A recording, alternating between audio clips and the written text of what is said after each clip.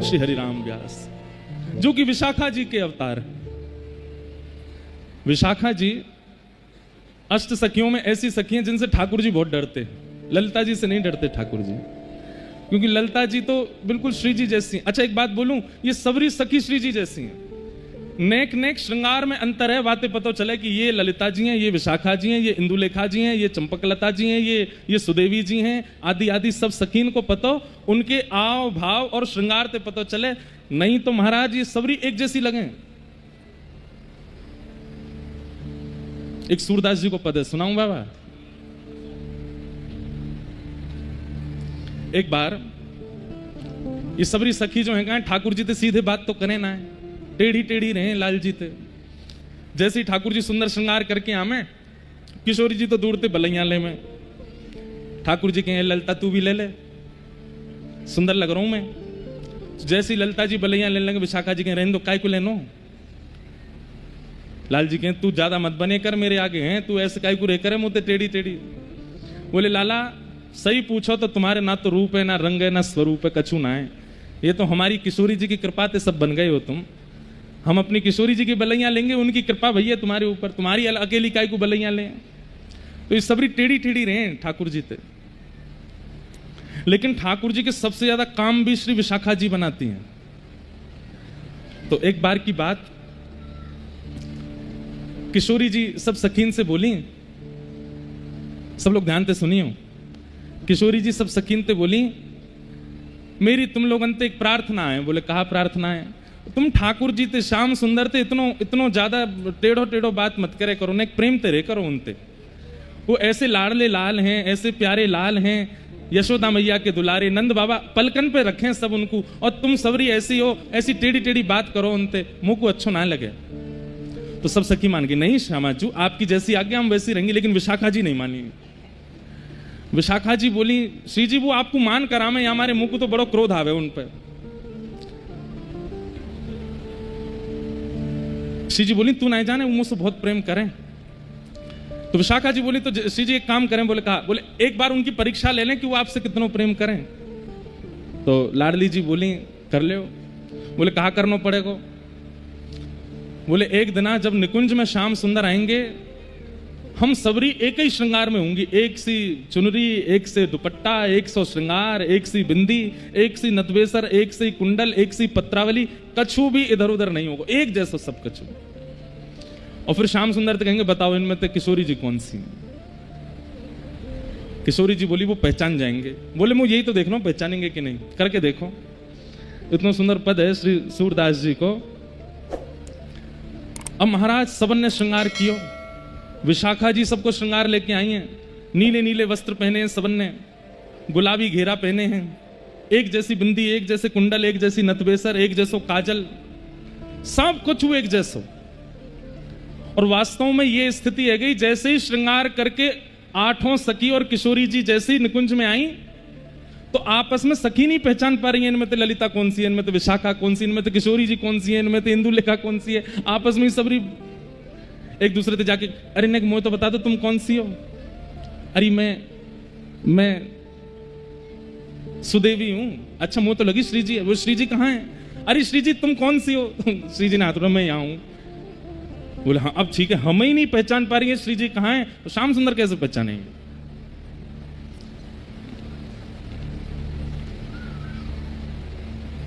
सबने हाथ पाम जोड़े, श्री जी से प्रार्थना करी है श्यामाजू हमारी एक बात मान ली हूं, इतकू देखो भैया, भाई लोग सबरे इतकू देखो। लोग तो आते जाते रहेंगे, कहा करना है, 2 घंटा की बात है। सब सखीन ने किशोरी जी के पाम परे, बोले हे श्यामाजू आपसे हमारी एक ही प्रार्थना। बोले कहा? आप इतनी भोरी हो, इतनी सीधी हो, श्याम सुंदर आपको दूसरे नामन से पुकारेंगे और आप तुरंत बोल पड़ोगी हाँ मैं यहां हूं। तो आपसे हमारी प्रार्थना बोलियो मत, सौगंध है हमारी। हे कृष्ण मनोहारिणी, एक बार अगर वो कह देंगे सो ही आप कहोगी हाँ श्याम सुंदर बोलो, चुप रही हो, बिल्कुल बोलना नहीं है एक शब्द भी। और वो कितनी भी मधुर लीला करें, ज्यादा प्रसन्न होना नहीं है, क्योंकि प्रसन्नता मुख पे आवे, नेत्रन में प्रेमाश्रु आ जाएं, वासु पता चल जाए कि किशोरी जी हैं। ठाकुर जी की लीला देख के किशोरी जी के प्रेमाश्रु छलक पड़े। आज ललिता जी, विशाखा जी सब चरण पड़ रही। बोले हाँ श्यामाजू आज ना तो हंसनो है, ना प्रेमाश्रु बहाने, ना कछु करनो है। ऐसी भोली की सुबह से पढ़ा रही है सबरी। ऐसो करें तो तुम ऐसे रही हो, ऐसो करें तो तुम ऐसे, बल्कि विशाखा तो यूं कह रही मेरी जैसी है जाओ। बोले कहा टेढ़ी टेढ़ी रही हो आज उनते, उनको यूं लगा कि यही विशाखा है। किशोरी जी बोले मुंह पे तो जो होएगा ना। अच्छा तुम कछु नहीं, तुम पीछे खड़ी रही हो, कछु मत करियो, बस आन दो। आज संध्या भई, शाम हेते ठाकुर जी आए। आहा, जैसे ही निकुंज में प्रवेश कियो, प्रवेश करते ही ठाकुर जी बोले, हे वृषभानु नंदिनी, हे कृष्ण मनोहारिणी, हे श्यामाजू, हे प्यारीजू, आप कहाँ हो? मैं निकुंज में आए गयो। एक संग दसों दिशांते आवाज आई, हे प्रियतम मैं आ रही हूं। ठाकुर जी बोले यहां तो आवाज आई, यहां तो आवाज आई, यहां तो ये भयो का, और एक संग सबरे निकुंजन में थे एक साथ श्री जी प्रकट है गए। ठाकुर जी कहे अरे श्री जी इतने पीछे, हाँ श्याम सुंदर है, यहूं श्री जी, यहूं श्री जी, यहूं श्री जी, और चारों तरफ 9 श्री जी खड़ी हैं एक साथ। ठाकुर जी बोले भैया जे का बवाल है? हे श्यामाजू आप कौन सी हो? तो 9 की 9 एक संग कह रही हैं मैं ही श्यामाजू हूं। ठाकुर जी कह रहे हैं भैया ये कैसो खेल है रो है, ये कैसी नई लीला है रही है आज। आहा, सूरदास जी बहुत सुंदर वर्णन कर रहे हैं भाव को।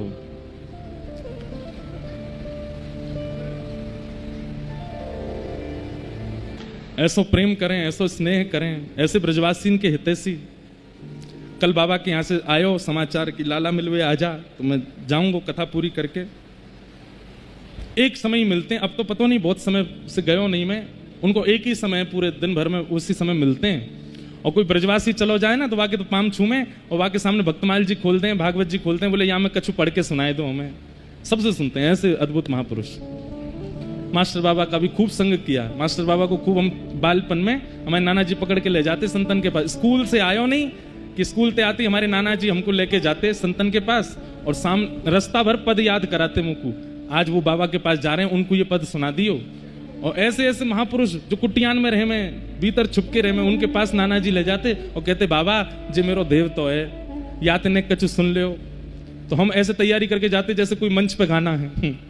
मैं बिल्कुल खड़े है के सामने गलो वलो बिल्कुल ठीक करके फिर गातो, संतन को सुनातो। नाना जी की बड़ी कृपा रही हम पे।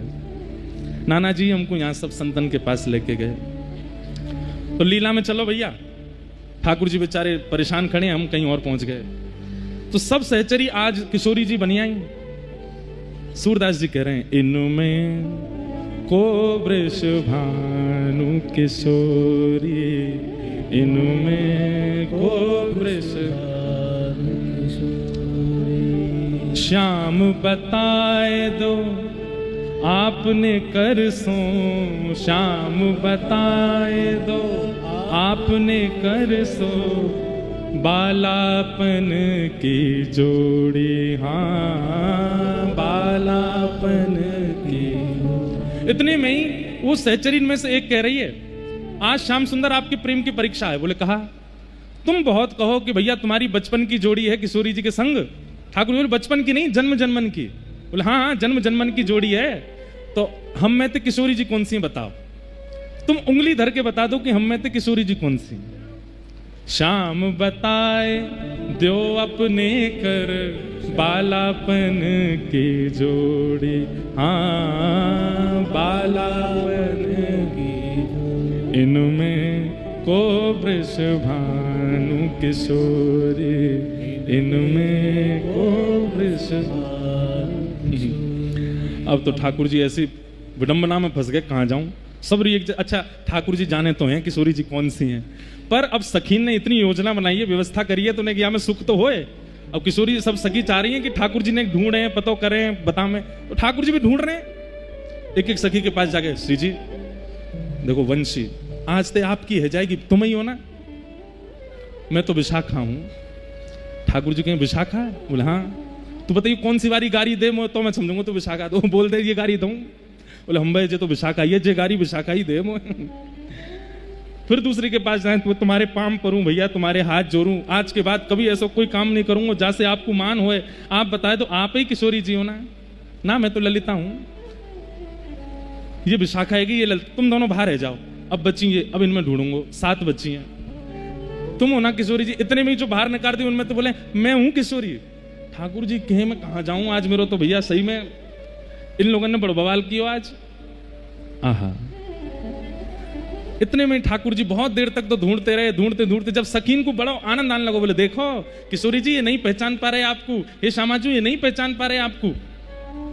जब बहुत देर रह गई, खूब देर आनंद है, ठाकुर जी बोले अब नेक अपनी चतुराई करनी पड़ेगी मुंह को। ठाकुर जी बोले सुनो, बोले हाँ। मुंह को किशोरी जी मिल गई, बोले कौन सी है? बोले ऐसे नहीं बताऊंगा, सबरी सामने आओ मेरे। सबरी सखी सामने खड़ी है गई, ठाकुर जी सिंहासन पर बैठ गए। बोले बताऊं कौन सी है? बोले बताओ।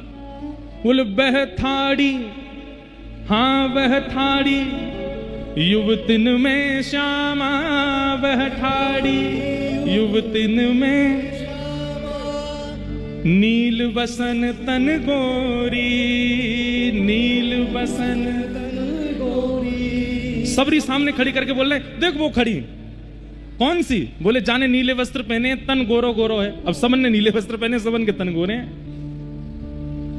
सब कह रहे हैं लाला यहां तो सबन के वस्त्र एक जैसे हैं, सब गोरे हैं, तुम बताओ ना किशोरी जी कौन सी है?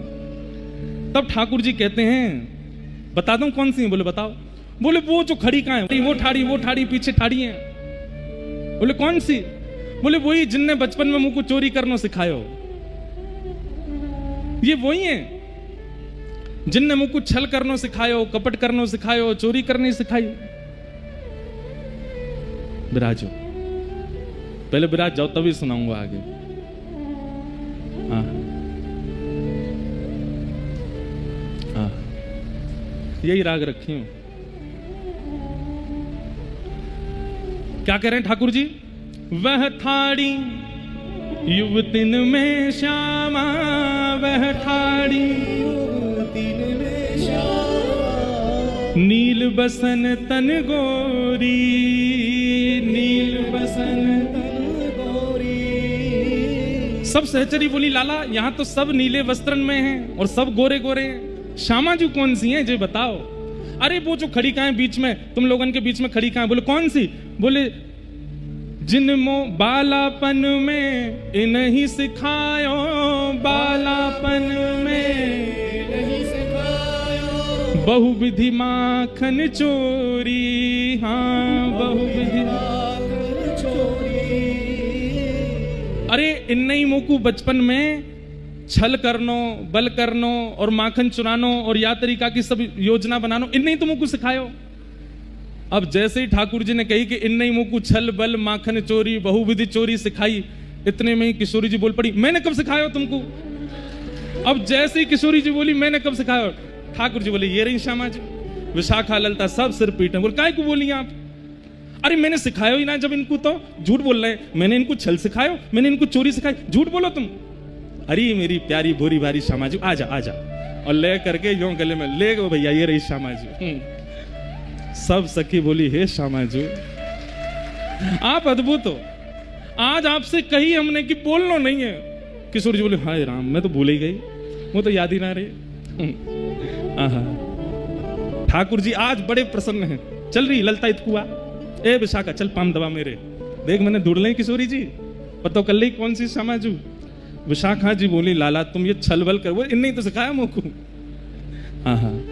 को वृषभानु किशोरी इन में, को वृषभानु किशोरी, इनके गुण की ग्रथित माल में, इनके गुण की ग्रथित माल में। ठाकुर जी किशोरी जी की प्रसादी माला पहनते हैं, पता है क्यों?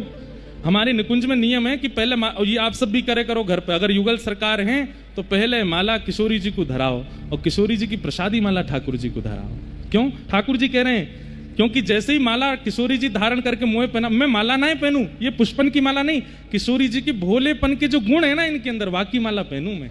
ये इतनी सीधी हैं, इतनी भोरी हैं, इतनी सरल हैं, इतनी सहज हैं, वाकी माला धारण करूं मैं।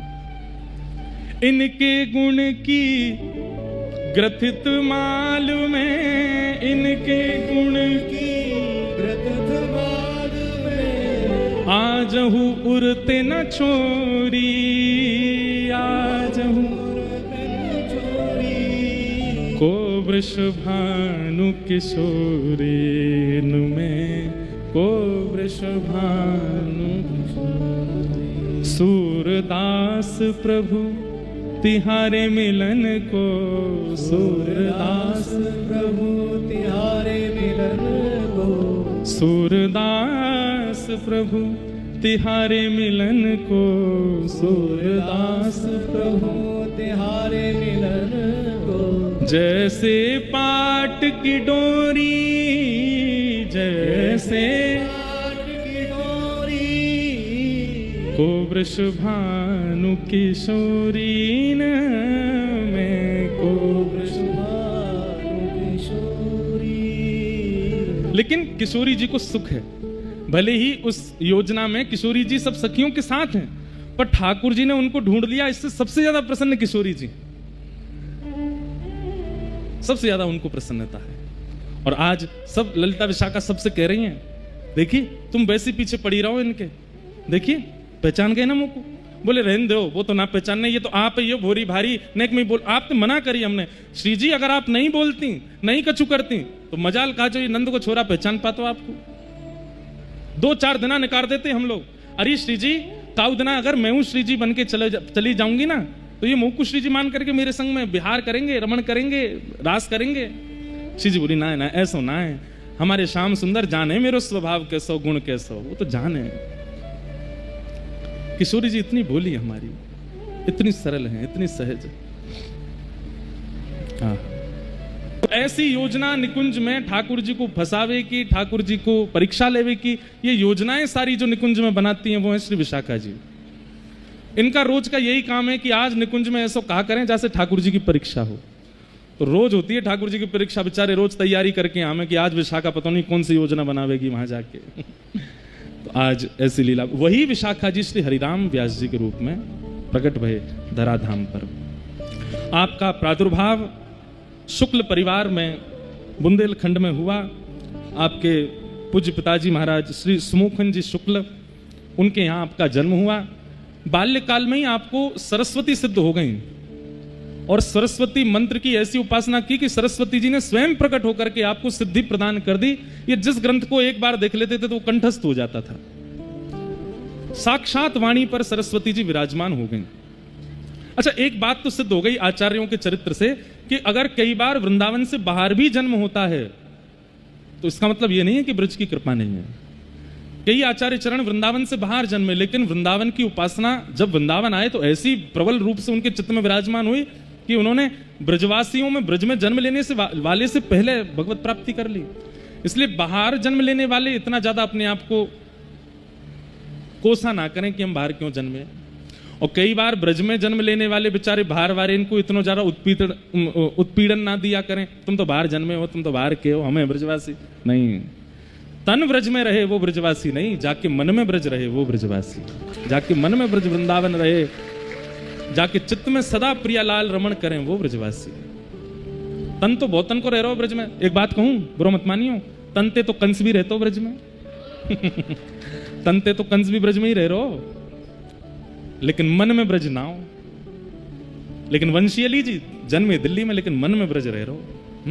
ऐसे श्री हरिराम व्यास आप प्रकट हुए श्री विशाखा जी के अवतार।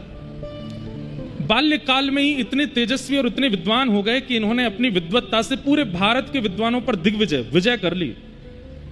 आप जाते थे और जगह जगह के विद्वानों को चुनौती देते कि हमसे शास्त्रार्थ करो। शास्त्रार्थ में सबको हरा देते, सबसे विजय प्राप्त करके विजय पत्र लेते और इनकी बैलगाड़ी थी उस पर विजय पत्र चिपका करके चलते थे। जैसे आजकल लोग अपनी पहचान गाड़ी पे लगा के चलते हैं, कौन है, एमएलए हैं, मंत्री हैं, ये हैं, वो हैं। आजकल तो संत महापुरुष भी अपनी पहचान लगा करके चलते हैं, हम वो हैं। ऐसे ही हरिराम व्यास जी बैलगाड़ी पे अपनी पहचान लगा के चलते, जहां जहां विद्वानों को हराते उनसे विजय पत्र लिखवा के अपनी बैलगाड़ी पे लगा देते। उनकी बैलगाड़ी में लकड़ी कम दिखाई देती, विजय पत्र ज्यादा दिखाई देते, और सब गांव के शहरों के लोग जय हो, कौन है, हरिराम व्यास।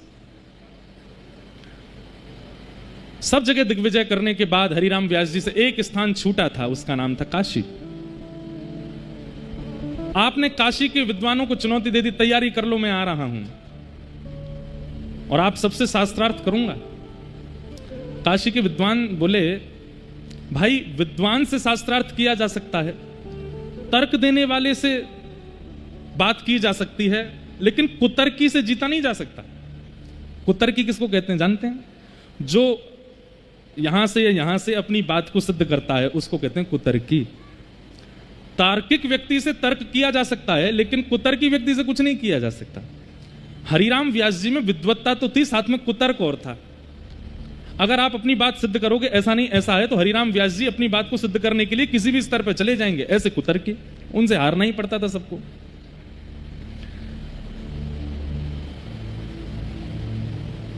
तो हरिराम व्यास जी ने जब काशी के विद्वानों को चुनौती दी तो काशी के विद्वान दौड़े दौड़े गए विश्वनाथ भगवान के पास। हे विश्वनाथ प्रभु, हरिराम व्यास जी आ रहे हैं और हमें पता है कि ये काशी के विद्वानों को हरा देंगे क्योंकि कुतर्की हैं। आप कृपा करो, अपनी काशी की रक्षा करो। इतने विद्वान, क्योंकि एक और चीज होती थी शास्त्रार्थ में, उस जमाने में जो ब्राह्मण हार जाते थे उनको कोई ना तो अपने घर पर अनुष्ठान के लिए बुलाता था, ना उनसे कोई वेद पाठ करवाता था, ना उनकी जीविका ही खत्म हो जाती थी। तो ब्राह्मण बेचारे इतनी चिंता में कि हरिराम व्यास जी ने हरा दिया तो फिर हम लोगों को घर कैसे चलेगा। और सबसे बड़ी बात, काशी का नाम विद्वानों से है, पूरी काशी पर विजय प्राप्त कर लिया, मतलब काशी की हार होगी अगर एक भी ब्राह्मण हारा तो। विश्वनाथ महादेव भगवान से जाके प्रार्थना की, बोले प्रभु कृपा करो। एक बात कहें, काशी ने बहुतों को वृंदावन भेजा। अभी इस साल हमारी जनवरी में काशी में ही कथा थी, कितनों को काशी ने वृंदावन भेजा। तो अगर किसी को ब्रजवास की प्रबल इच्छा और बहुत समय से प्रयास कर रहे हैं लेकिन ब्रजवास नहीं मिला, एक बार काशी हुआ हो, विश्वनाथ प्रभु से प्रार्थना कर रहा हो, वही तो है गोपेश्वर, एक बार निवेदन कर आओ, हे नाथ ब्रज में कछु बना दो हमारो। तो हो सकता है महादेव ने प्रबोधानंद जी को भेजा, महादेव ने रूप सनातन गोस्वामी जी को भेजा, महादेव की सन्निधि में ही चैतन्य महाप्रभु सबको ज्ञान दे दे करके भेज रहे थे वृंदावन। श्रीमद वल्लभाचार्य जी महाराज ने भगवत धाम गमन काशी से किया। गोस्वामी तुलसीदास जी महाराज को भगवत इच्छा और मानस जी का सारा भाव काशी में प्रकट हुआ। काशी सामान्य स्थिति नहीं है। हरिराम व्यास जी काशी पहुंचे, जाकर के चुनौती दे दी, आइए विद्वान सब हमसे शास्त्रार्थ करो। और विद्वान तो कोई गए नहीं, लेकिन विद्वानों ने सबने प्रार्थना की थी। तो अर्धरात्रि का समय महादेव प्रकट हो गए और एक सामान्य से ब्राह्मण का रूप धारण किया, सुंदर त्रिपुंड लगाया, सामान्य से कुर्ता पहना, नीचे धोती पहनी, पहुंच गए हरिराम व्यास जी के द्वार पर। सेवक जनों से कहा कि भैया मैं गरीब ब्राह्मण हूं, काशी का, शास्त्रार्थ करने नहीं आया हूं। हरिराम व्यास जी बड़े विद्वान हैं, उनको प्रणाम करने और उनसे कुछ जिज्ञासा पूछने आया। भीतर जाकर के कहा, बोले महाराज द्वार पर एक ब्राह्मण खड़ा है। हरिराम व्यास जी तुरंत बैठ के, बुलाओ भीतर बुलाओ। सामने बिठाया, दीनहीन से बन के गए बिल्कुल। एक बात कहें बंधुओं, भक्ति का फल क्या है? दीनता, दन्यता, सरलता, सहजता, सौम्यता, ये भक्ति का फल है। क्षमा करें, बहुत लोगों को दंभ हो जाता है, भक्ति के बाद भी सौम्य नहीं बन पाते, सरल नहीं बन पाते। दीनता, और विशेष रूप से हमारे गौड़िया वैष्णव परंपरा में दीनता, बड़े बड़े महापुरुषों को हमने दीन देखा। दूर से ही पता चल जाता है कि गौड़िया वैष्णव है, उसकी दीनता से। आप देखो कभी गौड़िया वैष्णव जैसे देखेंगे सामने कोई महापुरुष आ रहे हैं तो वहीं लौट जाएंगे, अभी वो 100 हाथ दूर हैं, वहीं से ही दंडवत करेंगे, जरूरी नहीं पास आवे स्पर्श करें। ये उनकी परंपरा, महाप्रभु जी ने दैन्य सिखाया। भक्ति का फल क्या है? दीन होना, सरल होना। और आप सरल सौम्य दीन नहीं हो रहे हो तो भक्ति का दंभ कर रहे हो, भक्ति है नहीं। महादेव बड़े दीन बनकर के आए। हरिराम व्यास जी बोले बताइए। 5 बैलगाड़ी और चलती थी उनके साथ में, उन 5 बैलगाड़ियों में केवल ग्रंथ होते थे। हरिराम व्यास जी बोले जिस ग्रंथ पर हाथ रखोगे, भारतवर्ष के सारे ग्रंथ हैं मेरे पास, उसी ग्रंथ पर शास्त्रार्थ करूंगा, बताओ कौन सा ग्रंथ निकाल के लाऊं? महादेव बोले उनको वहीं रहने दो, मेरी एक जिज्ञासा है, उस जिज्ञासा का समाधान कर दो। आप भी बताइए, समाधान लेने के लिए हरिराम व्यास के पास आए? ये तो किसी विद्यालय के अध्यापक से जाके पूछ लीजिएगा आप, मैं समाधान करने बैठा हूं यहां पर, मैं शास्त्रार्थ करने बैठा हूं। बोले नहीं, आप बड़े ज्ञानी हैं, तो मुझे लगा कि आपसे ही पूछ लेता हूं। जल्दी पूछो क्या बात है? महादेव बोले भगवान, विद्या का फल क्या है? आपने उत्तर दिया विवेक। विवेक मतलब सही और गलत की पहचान, इसे विवेक कहते हैं। बोले विद्या का फल क्या है? बोले विवेक की प्राप्ति। और विवेक का मतलब क्या होता है? बोले सही और गलत की पहचान। महादेव बोले क्या आपको विवेक हो गया?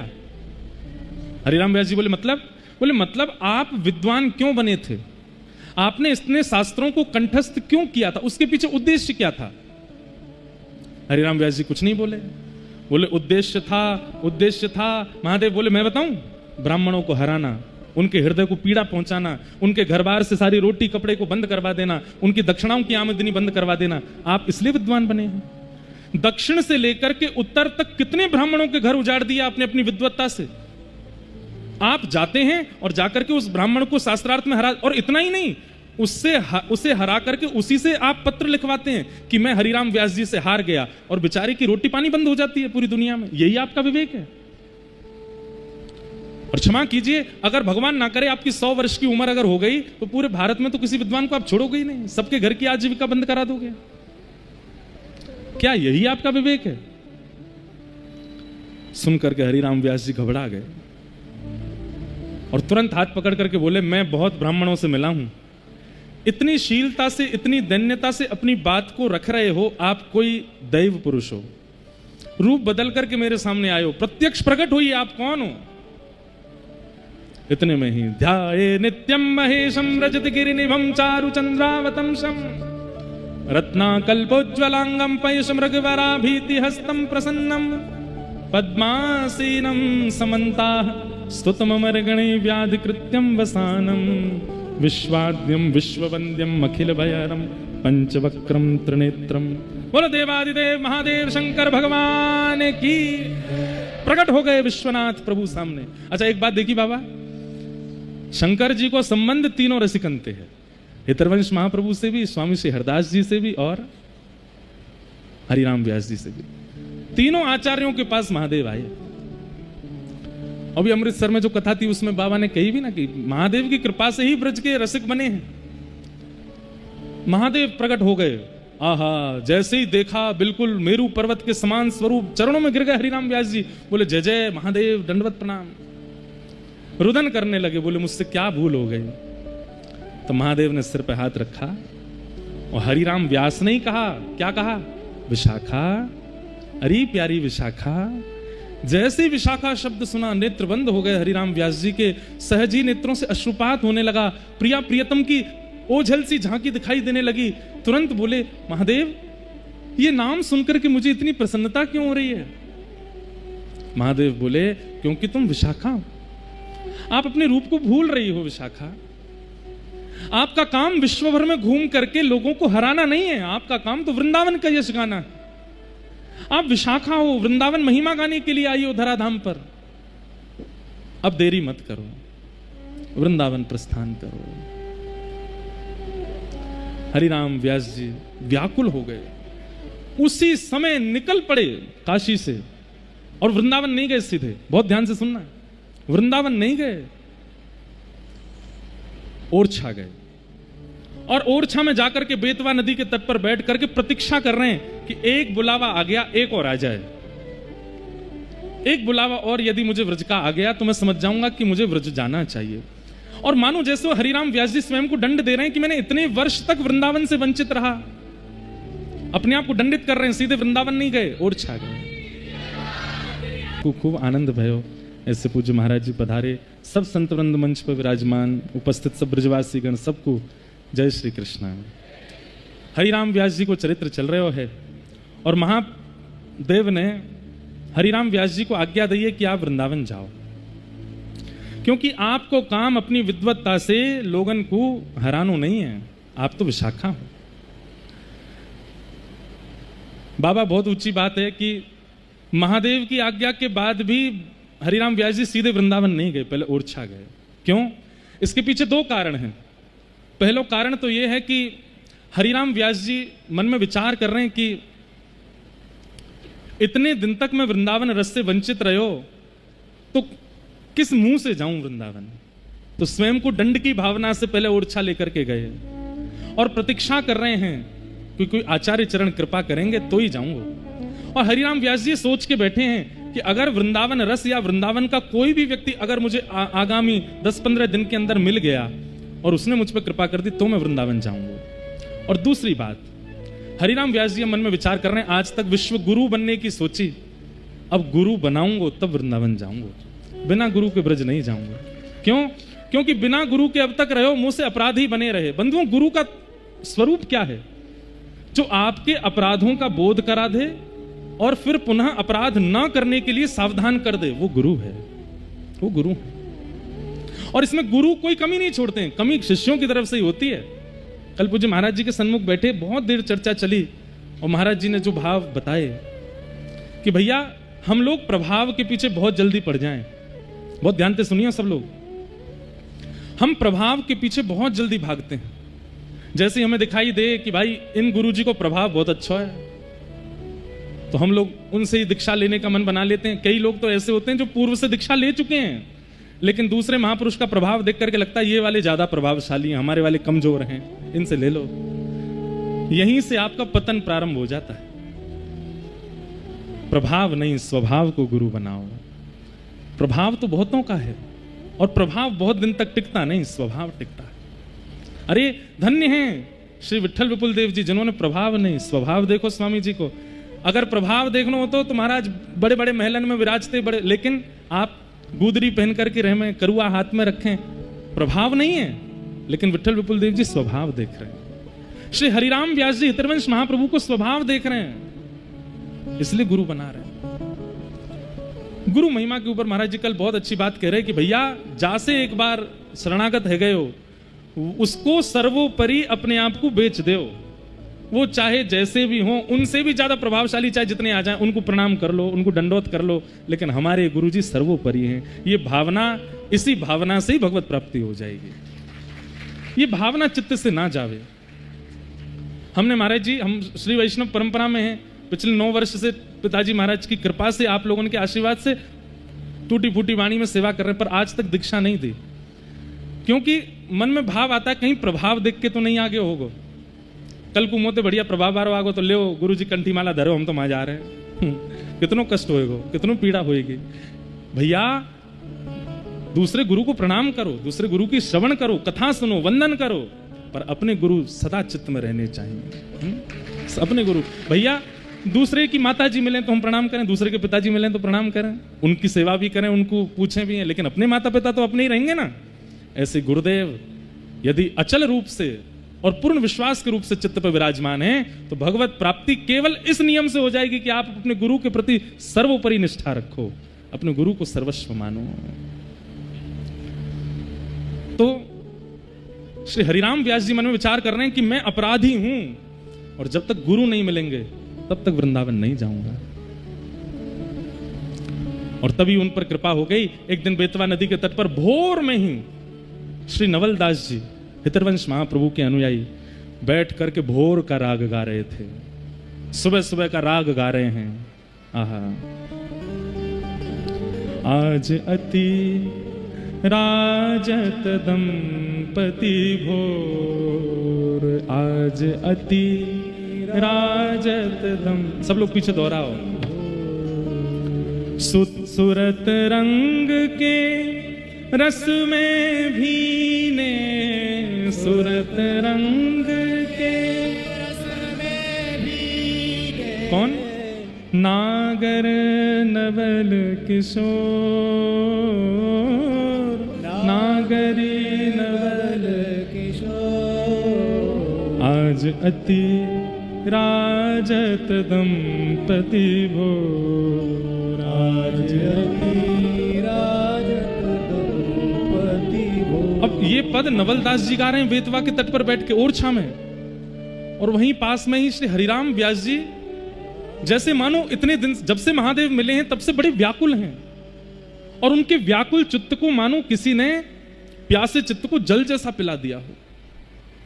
कानों में ऐसा लग रहा है मानो जैसे जो गोपियां कहती हैं, तब कथामृतम तप्त जीवनम कवि भीड़ितम कल्मषापहम श्रवण मंगलम श्रीमदाततम भुवि गृह्णन्ति ते भूरिदा जना। एक बात सुनिएगा, कथा सुनकर के आपको अपने अवगुण सुधारने की इच्छा हो रही है, अच्छी बात है। कथा सुनकर के अपने जीवन में नियम बनाने की इच्छा हो रही, अच्छी बात, लेकिन कथा सुनते ही नेत्र सजल हो जाए और व्याकुलता हो जाए कि चलो वृंदावन, तो समझियो कि कथा नहीं, कृष्ण की वेणु ही बजी है और बुला रही है आपको। ये सामान्य शब्द हैं, भोर का राग, भोर का पद गाया जा रहा है, लेकिन हरिराम व्यास जी को ऐसा लग रहा है मानो जीवन में वेद वेदांत सिद्धांत सब पढ़ लिए मैंने, लेकिन इतना सुख मुझे कभी नहीं मिला, ये 2 शब्द जो मुझे सुख दे रहे हैं। व्यास जी महाराज धीमे से स्वर सुनते सुनते गए, नवलदास जी के पास जाकर के बैठ गए। आहा, और वहीं समीप बैठे हुए श्री हरिराम व्यास जी के नेत्रों से आज अश्रु पूरित हो रहा है। एक बात कहें बंधुओं, अश्रु सबसे बहुमूल्य वस्तु है मानव के पास, सबके लिए प्रकट नहीं होते हैं। जिसके लिए चित्त में अगाध प्रेम हो या जिससे अगाध संबंध हो, उसी के लिए अश्रु प्रकट होता है। हरिराम व्यास जी के नेत्रों में अश्रु, और अत्यंत ज्ञान हो जाने के बाद, अत्यंत विद्वान हो जाने के बाद अश्रु प्रकट नहीं होते हैं, लेकिन व्यास जी के नेत्रों से सहज ही अश्रु प्रकट हो रहे हैं। नवलदास जी के चरण पकड़ लिए, बोले भगवान ये किनका भाव आपने गाया, ये कौन गा रहे हैं? तब आपने कहा, बोले वृंदावन में श्री राधा वल्लभ लाल जी की नित्य सेवा चल रही है, हितरवंश महाप्रभु के द्वारा, ये उन्हीं का पद है, उन्हीं का भाव है। बस मिल गए मेरे गुरु जी, यही है मेरे गुरुदेव, जिनके भाव सुनते ही मेरे चित्त के सारे कलमश दूर हो गए, जिनके भाव श्रवण होते ही मेरे नेत्र सजल हो गए, जिनके भाव श्रवण करते ही मुझे त्याग की इच्छा हो गई है, ओरछा छोड़ने का मन हो रहा है। हरिराम व्यास जी सामान्य नहीं है, ओरछा के राजगुरु हैं, कोई इतनी जल्दी पदवी त्यागता नहीं, लेकिन त्याग की सहज भावना प्रकट होने लगी।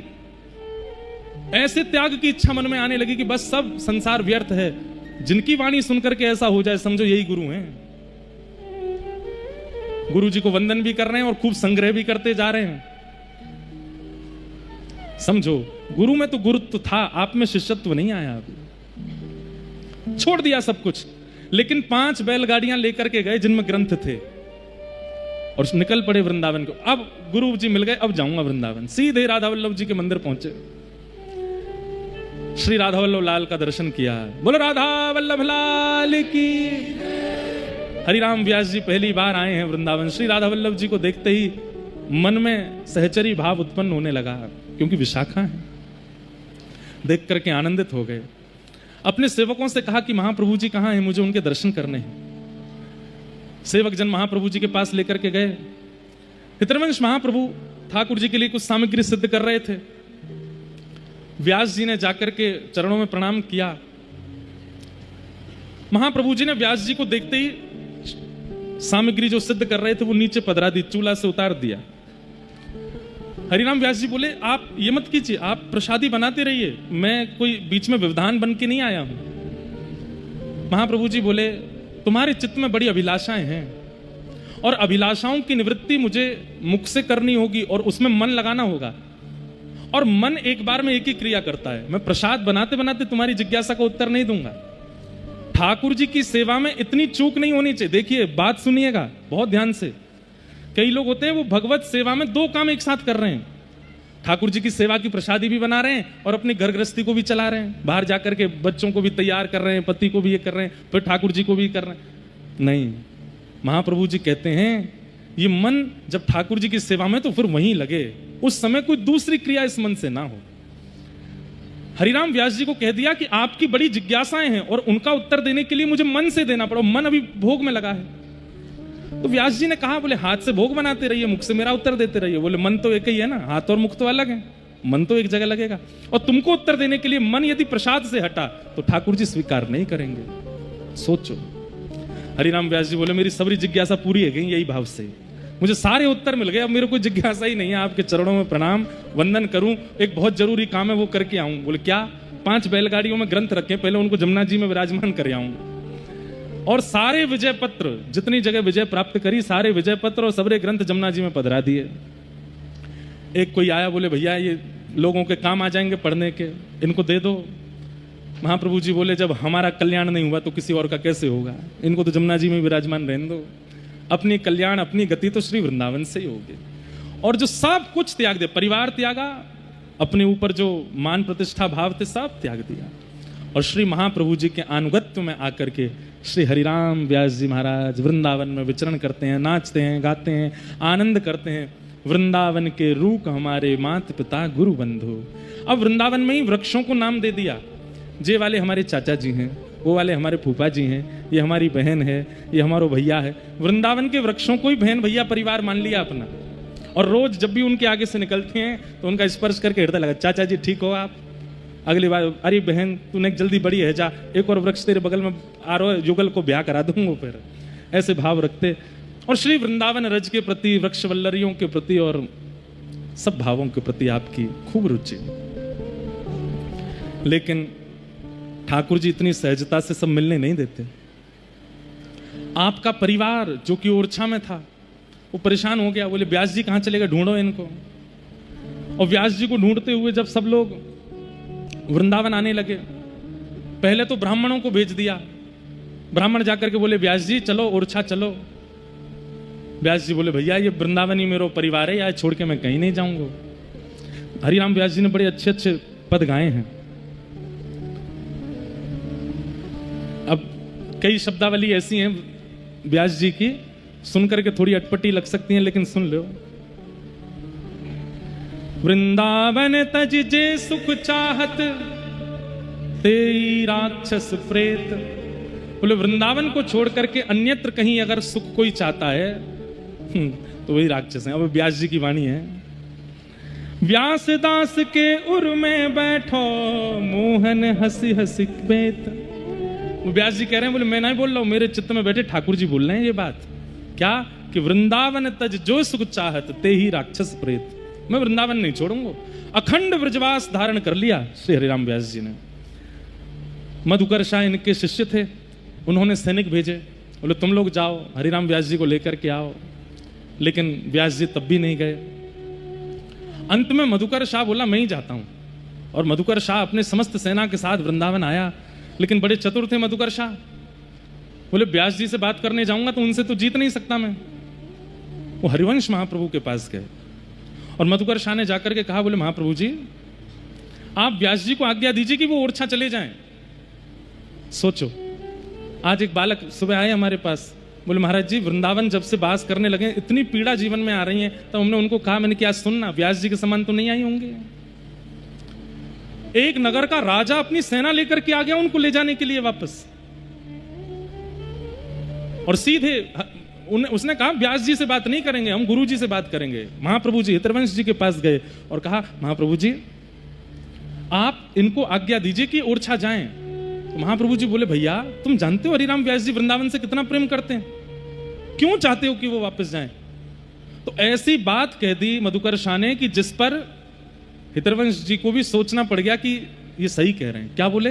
बोले महाराज जी अगर व्यास जी वृंदावन रहेंगे तो केवल अपना कल्याण करेंगे, लेकिन इतना विद्वान, इतना विरक्त, इतना भक्ति भाव वाला व्यक्ति ओरछा में रहेगा तो कितनों का कल्याण करेगा।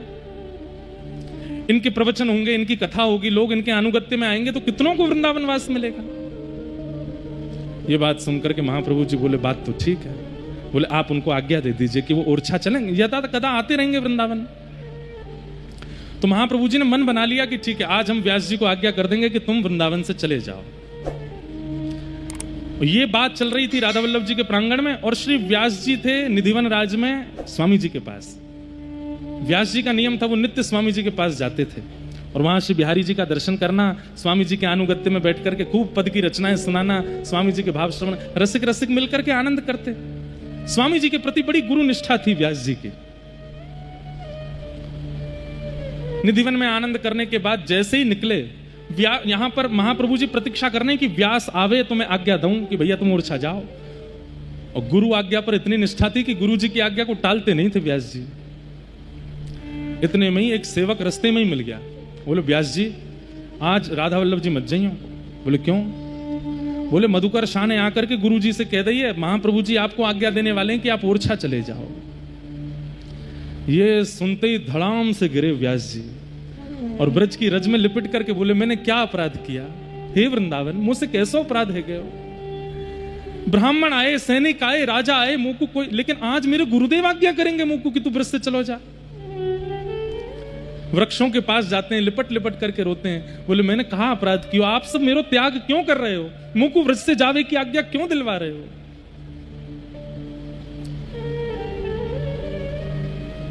कहते हैं तभी किसी ने, व्यास जी की स्थिति ऐसी हो गई कि मुख से तो झाग से निकलने लगे, नेत्रों से अश्रुपात होने लगा, इतनी विरह अवस्था में आ गए, जगह जगह लेट जाते हैं, मानो वृंदावन को आलिंगन करने का मन करता है।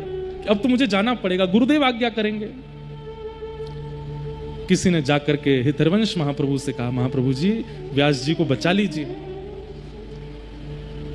एक अटारी पर खड़े हैं महाप्रभु जी और देखते हैं यमुना के तट पर व्यास जी इतने व्याकुल विरह भाव से रो रहे हैं। कभी वृक्षों को पकड़ते हैं, कभी यमुना जी में कूदते हैं, कभी रज में लिपट जाते हैं। मैंने मोह मत छोड़ो, हे वृंदावन, हे श्री वृंदावन, मेरो त्याग मत करो। ये स्थिति जब देखी हरिराम व्यास जी की, महाप्रभु जी ने तुरंत मधुकर्षा को बुलाया, बोले इधर आओ। बोले देखो ये हरिराम व्यास है। अरे भैया, व्यास यदि वृंदावन में रहता तो मैं आज्ञा दे देता कि तुम वृंदावन से चले जाओ, पर अब तो वृंदावन इनमें रहता है, अब कैसे आज्ञा दूं, अब तो वृंदावन इनमें विराजमान है। श्री हरिराम व्यास जी के शरीर में रक्त नहीं है, यमुना जी है। हरिराम व्यास जी के रों रों वृक्षवल्लरी बन चुके हैं। हरिराम व्यास जी के तन पर ये चमड़ी नहीं है, ये ब्रज की रज है, ये साक्षात चलते फिरते वृंदावन है। इनको वृंदावन से दूर कैसे करूं।